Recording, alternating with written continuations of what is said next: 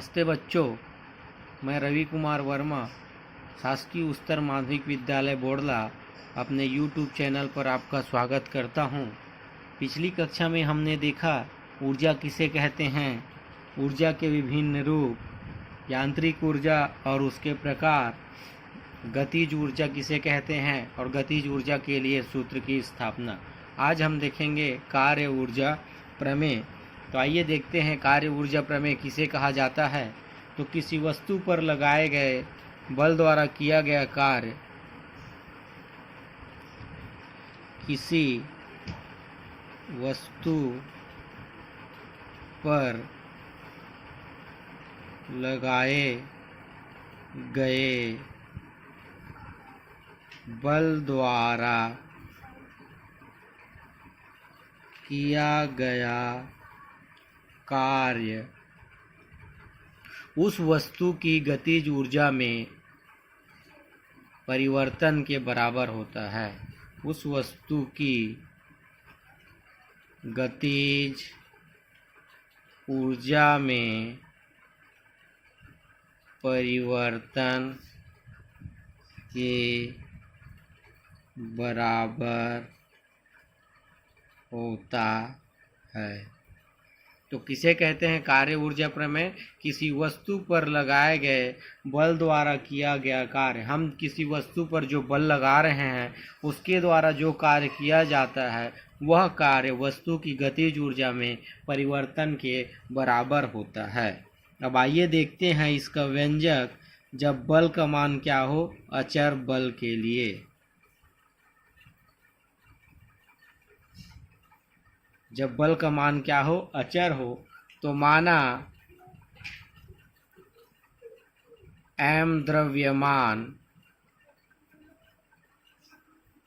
की एक वस्तु u वेग से गतिशील है। मान लो m द्रव्यमान की कोई वस्तु है, वह u वेग से गतिशील है। उसमें अचर बल F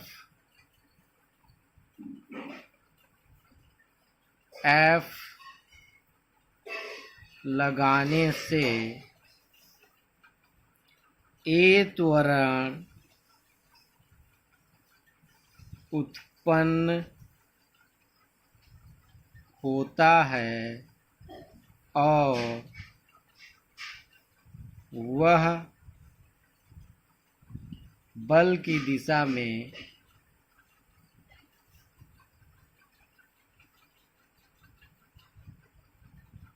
s दूरी तय करने तक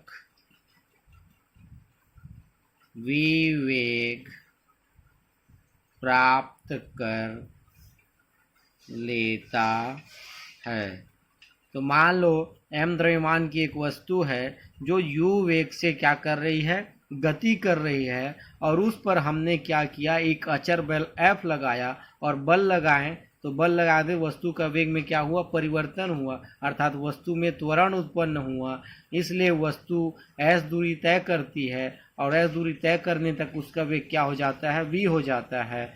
तो इसलिए बल बराबर हम जानते हैं, बल F इज इक्वल टू क्या होता है, न्यूटन के गति के द्वितीय नियम से F is equal to ma। समीकरण नंबर 1 ये है न्यूटन के गति का द्वितीय नियम। परंतु हम ये भी जानते हैं गति का तृतीय समीकरण। गति का तृतीय समीकरण क्या होता है, v square is equal to u square plus 2as। v square is equal to u square plus 2as। u square को हम क्या करें, दूसरी ओर पक्षांतर करेंगे तो यहाँ पे ये धन है, दूसरी तरफ आके क्या हो जाएगा, ऋण हो जाएगा। तो v square minus u square is equal to 2as। यहाँ से हम विस्थापन का मान निकालेंगे। ये v जो है अंतिम वेग है, u प्रारंभिक वेग, a त्वरण, s विस्थापन। तो s is equal to v square minus u square upon 2a। यहाँ से s का मान निकला, चूंकि W इज इक्वल टू होता है एफ एस, कार्य बराबर होता है किया गया बल, लगाया गया बल गुणित विस्थापन। इसलिए W इज इक्वल टू बल का मान एम ए गुणित एस का मान v square minus u square upon 2a। ए से क्या हो जाएगा, कट जाएगा।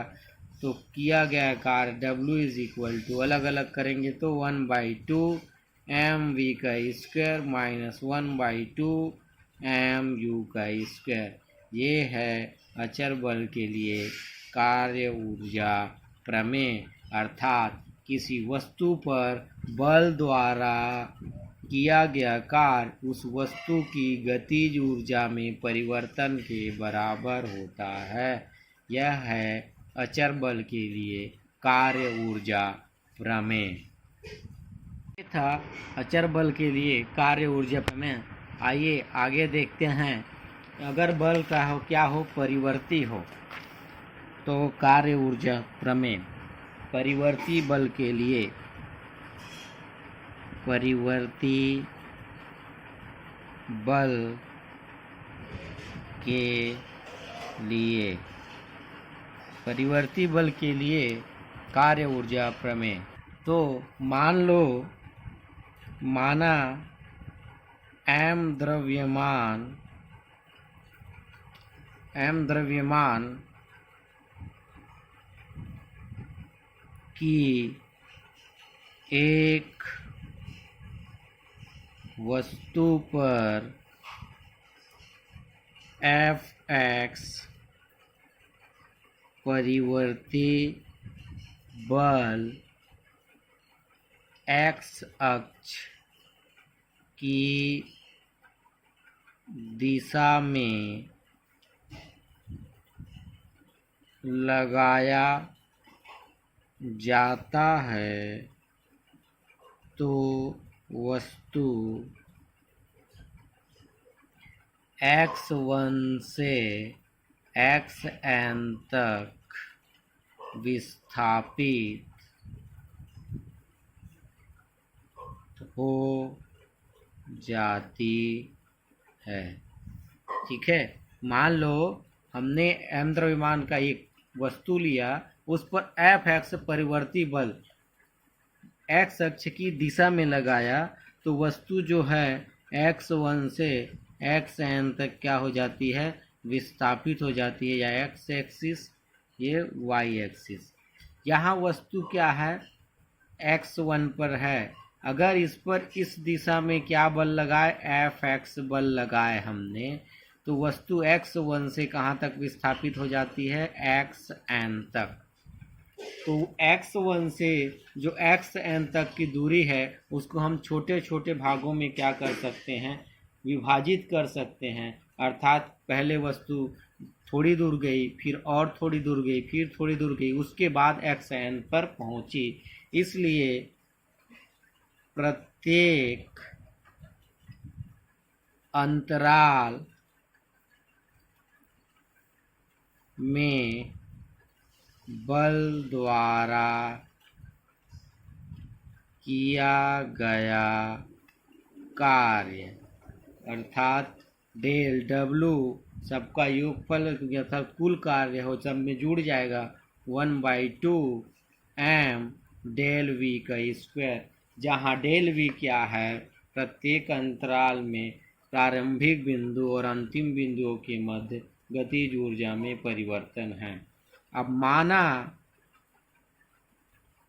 x1, x2, x3, x4 up to xn-1 xn के संगत वेग क्रमशः v1, v2, V3 V4 up to Vn-1 और Vn है। ठीक है, तो हम क्या करते हैं, इसको दूरियों को छोटे छोटे भागों में विभाजित कर लेते हैं। मान लो x1 से वस्तु x2 पर पहुंचा, x2 से x3 पर पहुंचा, फिर उसी प्रकार से अंतिम xn-1 पर पहुंचा, उसके बाद क्या पहुंचा, xn तक पहुंचा।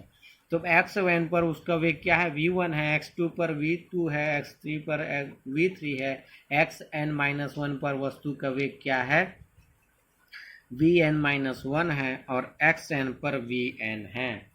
इसलिए कुल किया गया कार्य W इज इक्वल टू दो बिंदुओं के मध्य गतिज ऊर्जा में परिवर्तन अर्थात वेग में परिवर्तन, तो 1/2 m।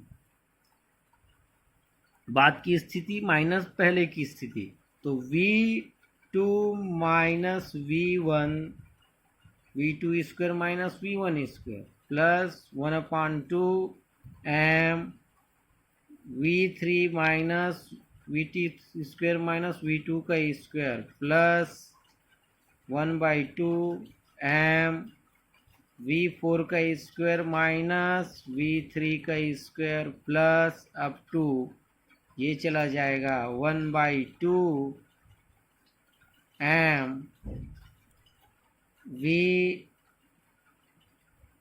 n का स्क्वायर माइनस vn-1 का स्क्वायर।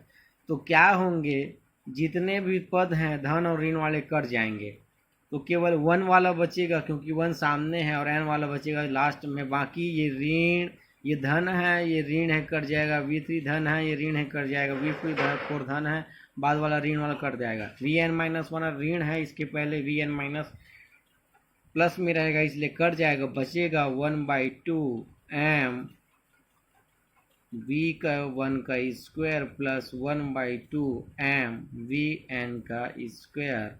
तो ये अरेंज करेंगे तो W is equal to 1/2 m vn का स्क्वायर माइनस 1/2 m v1 का स्क्वायर।